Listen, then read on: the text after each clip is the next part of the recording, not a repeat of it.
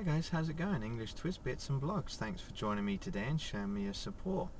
And today's video I am continuing my voyages around Cape Canaveral and Kennedy Space Center, bringing you guys closer to what I do on a day-to-day basis, what I know and love, and it allows me to show you guys what I do in an external fashion, not internally, because I can't unfortunately take a camera in with me to these facilities for security reasons, but it allows me to bring you that bit closer to what I do.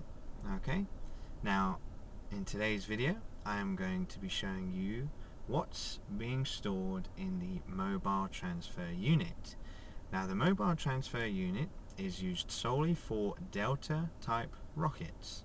Okay, you have the mobile transfer unit rockets for Deltas, and you also have the static unit for the Atlas.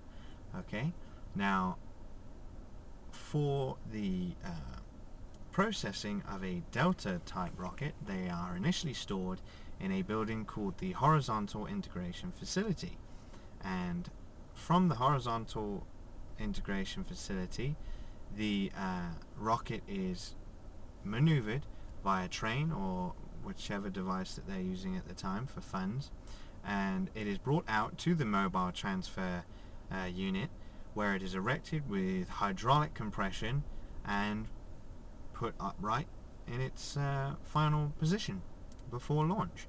Now you may be wondering, why do they call it the Horizontal Integration Facility? Well, it's called the Horizontal Integration Facility because they due to the height, the colossal size of the Delta rockets themselves, they have to lay them down to do the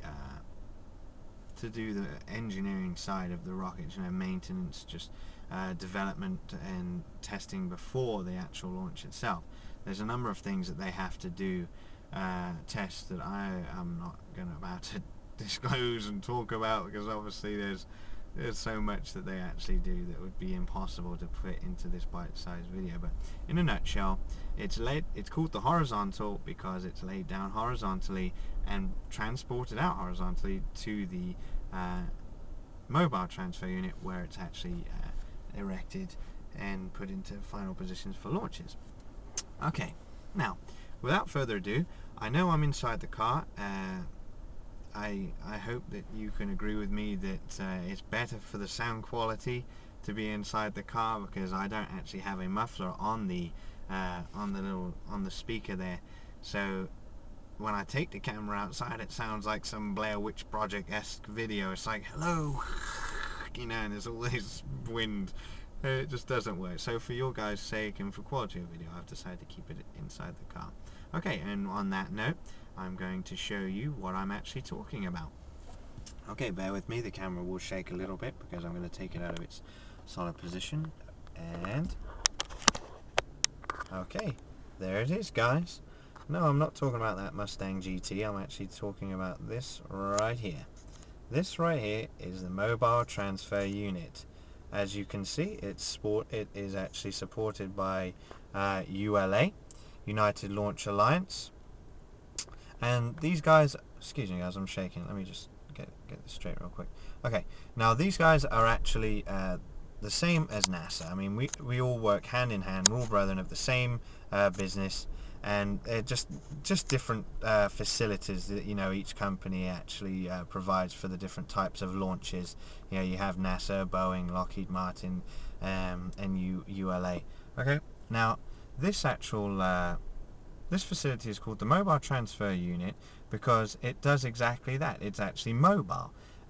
When a launch actually comes along, you think to yourselves, well, what, do they rebuild this every time they do a launch? And the answer to that is no. They actually maneuver this facility back away from the rocket, from the Delta, because they don't use this type of facility in any other launch. They actually maneuver it back, and the rocket is left freestanding to do the launch. Now this mobile transfer unit obviously provides the the fuel, it provides a surrounding safety zone, obviously, up to the launch. It also provides an area for the engineers to do mechanical changes, to try and test, and also for them to do what's known as dry runs of the launches. You know, they'll do everything up to a launch except for actually launch the rocket.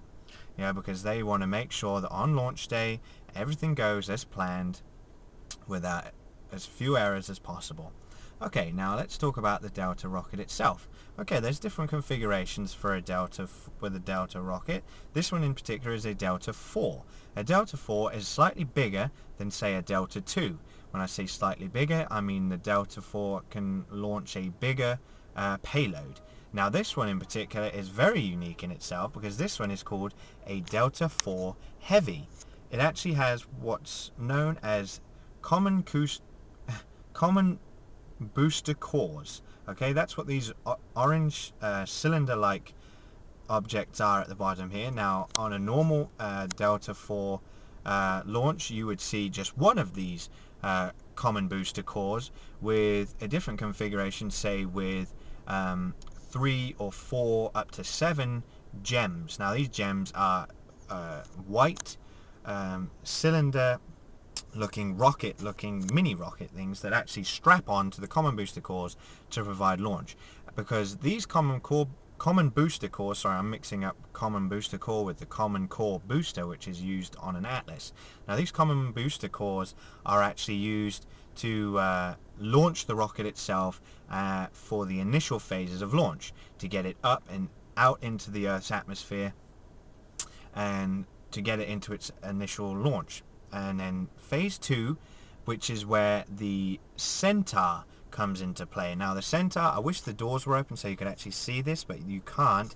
The Centaur is what puts the payload fairing into its initial orbit. Okay, it provides that boost where in phase 1, when the common booster cores detach themselves from the Centaur and the fairing is actually the end cone that you see on a lot of the rockets. Okay, that's what's known as a fairing.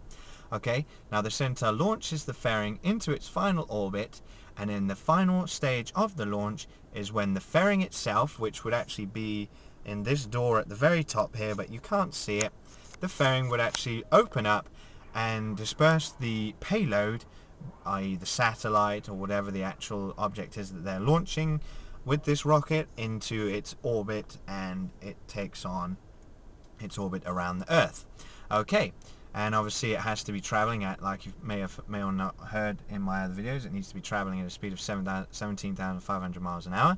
That's the speed of the Earth's orbit, and that enables it to keep in orbit with the Earth and not take on a plane of, say, the Moon's orbit, or to be brought back down to Earth by the Earth's gravitational pull. Okay, and that is a very quick down and dirty of the Delta 4 mobile transfer unit. As you can see, I've left off here. You've got either side you have the 2 lightning conductors. I'm trying to think of what else I can actually say about this. The configurations are as known as, you will hear a 214, a 215, a 315, and those numbers basically signify the size of the fairing, the Centaur, and then the number of strap-ons that are actually around the common booster cores. Now, I hope this video has been informative for you. I hope you've enjoyed it. I'll give you a quick pan up close of the mobile transfer unit so you can actually see it. It's a great facility to see, and like I say, to be able to see it right now with the Delta 4 Heavy, which is set to go off fiscal year 09, is just absolutely marvelous. And that's what I enjoy to bring to you guys. Like, you know, I get absolute fulfillment talking to people about my job, but this is actually providing me an opportunity to really show you what I do. Let me go ahead and turn this around real quick. Okay, hi guys, how's it going? Let me just pop this back. I hope you've enjoyed this video today, guys. I've enjoyed making it. Sorry about this, I've got you all close to me. This isn't too professional. Okay, I hope you've enjoyed this video today, guys.